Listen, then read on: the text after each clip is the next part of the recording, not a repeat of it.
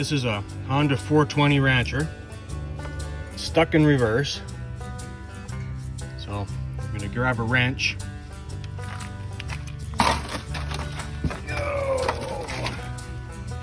And in here,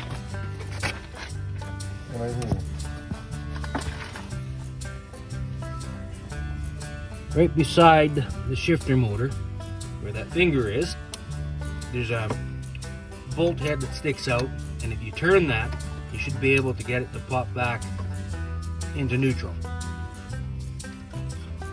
Same thing happens if you go into first and it sticks.